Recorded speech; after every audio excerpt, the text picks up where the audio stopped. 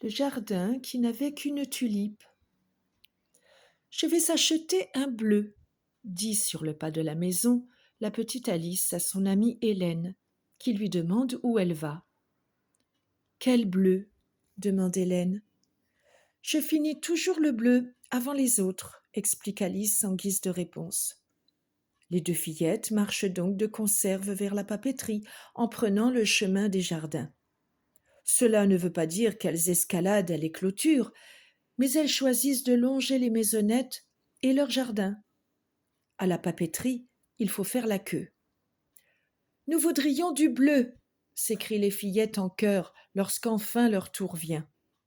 La vitre du comptoir laisse voir une foule de tiroirs pleins de taille-crayons, de cahiers, de carbone et de 1000 autres objets.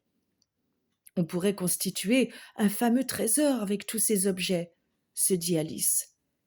Mais déjà, Hélène la bouscule. Dépêche-toi, viens, nous partons. Et les fillettes longent les jardins illuminés de fleurs printanières.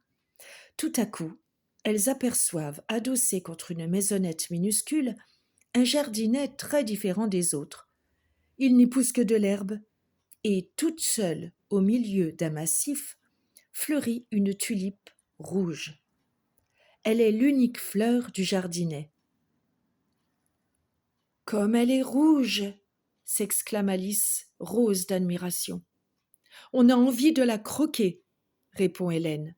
« Oui, mais nous n'avons que du bleu, et pas de papier, » gémit Alice qui est souvent perdue. Hélène, au contraire, ne renonce jamais facilement. « J'ai mon cahier à musique, » dit-elle en soupirant, et en tirant du grand carton à dessin qu'elle porte sous le bras, son cahier à musique. Les fillettes ouvrent le cahier et le posent à plat sur la murette. « Voilà qui est parfait, » ajoute Alice.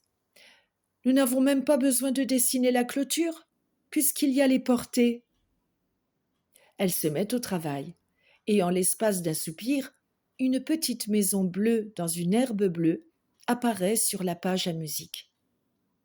Au milieu du massif trône une tulipe tellement bleue que le fait qu'elle ne soit pas rouge devient anecdotique. « Vous l'avez bien réussi !» leur lance un petit garçon venu regarder par-dessus leur épaule.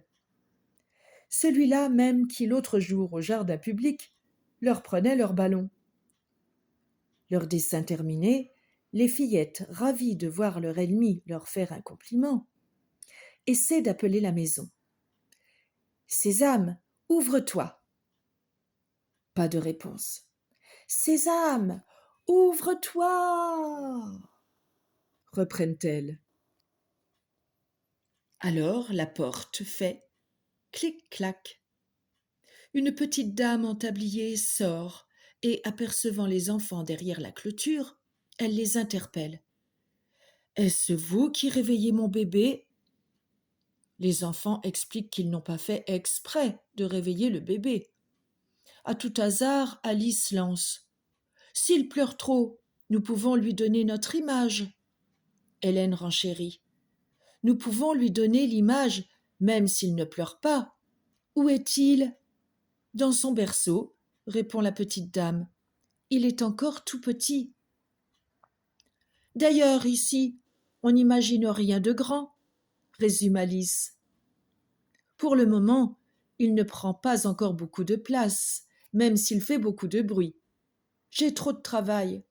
Il veut qu'on le promène, mais je n'ai pas le temps. »« Ça ne fait rien, les filles ne demandent que ça, » ajoute le garçon. « Tais-toi, on ne t'a rien demandé, » réplique Hélène sèchement.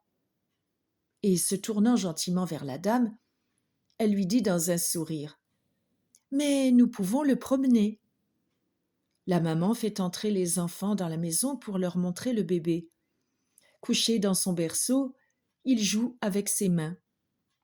Il envoie un sourire à la ronde, car, entre tout petits, on se sourit dès la première fois. « Il paraît que le bleu calme, » dit le garçon. Et le bébé adresse un sourire au dessin. Depuis ce jour, les fillettes se promènent le long des jardins en poussant le bébé dans son landau. Et quand la tulipe rouge du jardin a laissé tomber ses pétales dans l'herbe verte, la tulipe bleue au-dessus du berceau conserve toujours son éclat par-dessus les 5 lignes de la clôture.